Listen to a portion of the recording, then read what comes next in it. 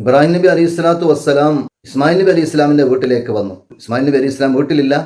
ആ വീട്ടുകാർത്തിയായ പെണ്ണുങ്ങളോട് ചോദിച്ചു, എൻ്റെ ഭർത്താവ് എവിടെ പോയിട്ടുണ്ട്? ആ പെണ്ണ് പറഞ്ഞു, ഭർത്താവ് കാട്ടിൽ പോയിട്ടുണ്ട് വിറക് കൊണ്ടുവരാൻ വേണ്ടി. ഇബ്രാഹിം നബി അലൈഹി ഇസ്ലാം ചോദിക്കുകയാണ്, നിങ്ങളുടെ ജീവിതം എങ്ങനെയാണ്? നമ്മുടെ ജീവിതം ഇങ്ങനെ പോകുന്നുണ്ട് എന്ന് പ്രയാസങ്ങൾ ഒരുപാട് പറഞ്ഞ പെണ്ണുങ്ങൾ. ആ സമയത്ത് ഖലീലുല്ലാഹി ഇബ്രാഹിം നബി ഇസ്ലാം പറഞ്ഞു, നിങ്ങളുടെ ഭർത്താവ് വന്നാൽ എൻ്റെ ഒരു അസ്സലാമു അലൈക്കും പറയണം, എന്നിട്ട് പറയണം ആ വീട്ടിൻ്റെ ഉമ്മർപ്പടി മാറ്റി വെക്കണമെന്ന്. അങ്ങനെ ഇസ്മായിൽ നബി അലൈഹി ഇസ്ലാം വന്നപ്പോൾ ഈ പെണ്ണ് വിവരം പറഞ്ഞു. അപ്പോൾ ഇസ്മായിൽ നബി അലൈഹി ഇസ്ലാം പറഞ്ഞു, ബാപ്പയാണ് വന്നത്, നിന്നെ ഒഴിവാക്കാനാണെന്ന് പറഞ്ഞ് ആ ഭാര്യയെ ഒഴിവാക്കി. വേറൊരു പെണ്ണ് കെട്ടി. അതിന് ശേഷം ഇബ്രാഹിം നബി ഇസ്ലാം മറ്റൊരു പ്രാവശ്യം വീട്ടിൽ വന്നപ്പോൾ ആ സമയത്തും ഇസ്മായിൽ നബി അലൈഹി ഇസ്ലാം വീട്ടിലില്ല. ആ വീട്ടിലുള്ള പെണ്ണുങ്ങളോട് ചോദിച്ചു, നിങ്ങളുടെ ഭർത്താവ് എവിടെ പോയിട്ടുണ്ട്? ആ പെണ്ണുങ്ങൾ പറഞ്ഞു, കാട്ടിൽ വിറക് കൊണ്ടുവരാൻ പോയിട്ടുണ്ട്. അപ്പോൾ നിങ്ങളുടെ ജീവിതം എങ്ങനെയാണ്? ആ പെണ്ണ് പറഞ്ഞു, അൽഹംദുലില്ലാ. അപ്പോൾ നിങ്ങളുടെ ഭക്ഷണ രീതി എങ്ങനെയാണ്? അൽ മാഉ വൽ ലഹ്മു, വെള്ളവും ഇറച്ചുമാണ്.